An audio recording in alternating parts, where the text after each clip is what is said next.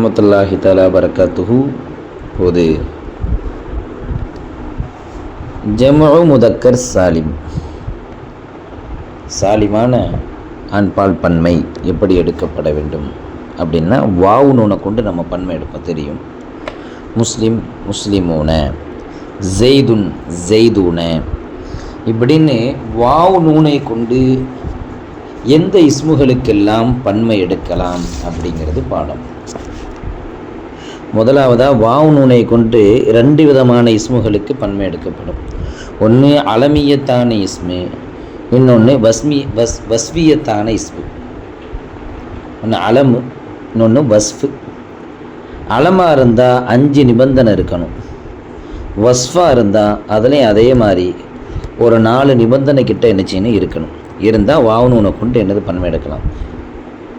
அலமியத்தான இஸ்மாக இருந்தால், உதாரணமாக ஜெய்து ஜெய்தூன, இதே போல் வாவு நூனை கொண்டு எதுக்கெல்லாம் பன்மை எடுக்க முடியும் அப்படின்னா, ஒன்று அந்த இஸ்மு அலமாக இருக்கணும், இரண்டாவது முதக்கர் ஆண்பாலை குறிக்கக்கூடியதாக இருக்கணும், மூணாவது ஆக்கில் அறிவுள்ளவரை குறிக்கக்கூடியதாக இருக்கணும், ஹாலின் அணி தாஇ தானீசி பெண்பாலினுடைய தாவை விட்டும் நீங்கி இருக்கணும், வாணி தர்கீபை விட்டு நீங்கி இருக்கணும். அப்போ அலமாக இருக்கணும், யாருக்காவது மனிதர்களுக்கு பேர் வைக்கப்பட்டிருக்கணும், ஆணாக இருக்கணும், அறிவாளியாக இருக்கணும், தாவு தானீஸை விட்டு நீங்கி இருக்கணும். உதாரணமாக தொல்ஹத் அப்படிங்கிற பேர் ஆனால் தே இருக்குது, ஆனால் ஆணுக்குரிய பேர் தான், ஆக்கில் தான், முதக்கர் தான், அலம் தான், இருந்தாலும் தாவு தானீஸை விட்டு நீங்கலை. இப்போ தலஹத்தூனன்னு இதுக்கு நம்ம எடுக்க முடியாது. வாணி தர்கீபை விட்டு நீங்கி இருக்கணும்.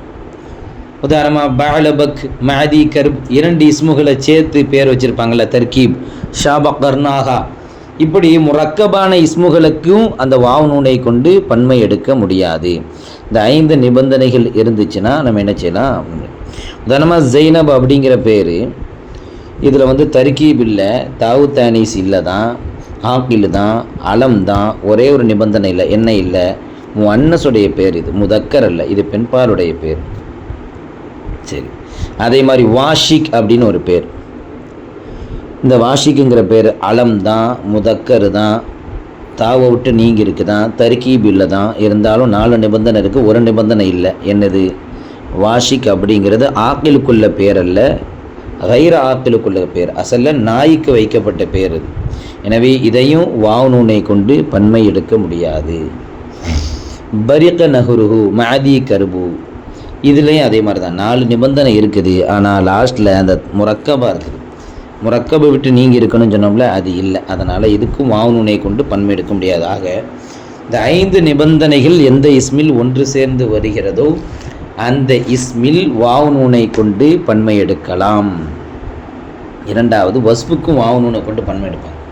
முஸ்லிம் அப்படிங்கிறது ஒரு இஸ்ம அல்ல, அது வஸ்ஃபு, அப்படி தானே. முஸ்லிமூனை நம்ம பன்மை எடுக்கிறோமே, இதே போல் மற்றவைகளுக்கு எடுப்பதற்கு என்ன நிபந்தனை? ஒரு வஸ்பை வாவு நூனை கொண்டு பன்மை எடுக்கிறான் தான் என்ன நிபந்தனை? இது முதக்கராக இருக்கணும். ஒன்று அலமுங்கிறது இங்கே ஷருத் அல்ல, ஏன்னா அது அலமாக இருக்காது.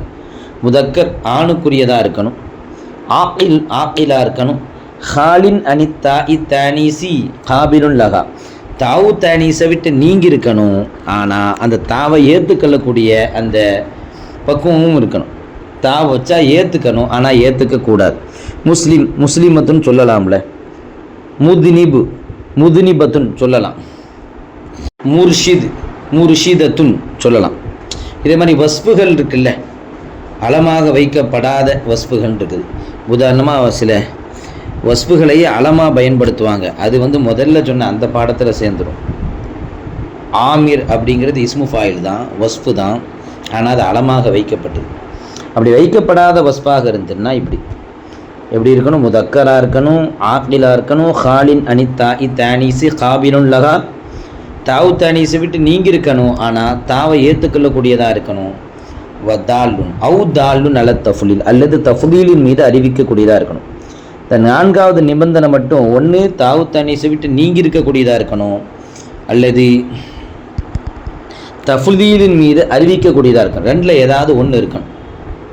5 நிபந்தனை அல்ல, 4 நிபந்தனை தான் இதில். உதாரணமாக முதினிபு அப்படின்னு நம்ம இங்கே உதாரணத்தில் பார்க்குறோம். இப்போ இதுக்கு இஸ்மு தஃலீல் உண்டான இஸ்மு தஃலீல் மீது அறிவிக்கும். இஸ்மு தஃலீல் வரும். தானிசை விட்டு நீங்கி தானே இருக்குது, நீங்கி தான் இருக்குது. ஆனால் வச்சாலும் ஏற்றுக்கும். ஆக்கிலுக்குரிய பேலாகவும் இதாகவும் இருக்குது. முதினிபு முதக்கராகவும் இருக்குது. இப்போ எல்லா நிபந்தனை இருக்கிறதுனால முதினிபுனன்னு நம்ம வாவுனோட கொண்டு இதுக்கு என்ன செய்யலாம், பன்மை எடுக்கலாம். இப்போ ஹாயில் அப்படின்னு ஒரு இஸ்மு, இது ஆக்கிலுக்குரியது தான், தானிசை விட்டு நீங்கி உள்ளது தான். ஆனால் முதக்கருக்குரிய பேர் அல்ல, முன்னசுக்குரிய பேர். அதனால் இது கிடையாது.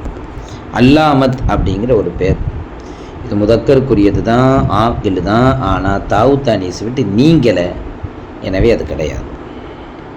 அதே மாதிரி அஹ்மரு அப்படிங்கிற ஒரு பேர், தானிஸ் இல்லை தான், ஆக்கில் தான், முதக்கர் தான். இருந்தாலும் தாலு நல தஃலீலின் மீது இந்த அஹ்மருங்கிறத அறிவிக்காது. ரொம்ப சிகப்பானவன் அப்படிங்கிற அர்த்தத்தை தராது. அஹ்மருன்னு சொல்லி நம்ம என்ன எடுக்க முடியாது, இதுக்கு பன்மை எடுக்க முடியாது.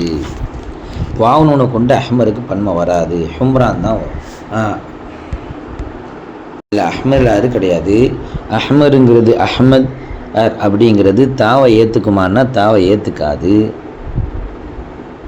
ஏன், அதுக்குனுடைய பெண்பால் ஹும்ரான்னு வரும், அஹ்மரத்துன்னு வராது, ஹும்ரான்னு வரும். அதனால் அதை விட்டு அது வெளியே போயிடும்.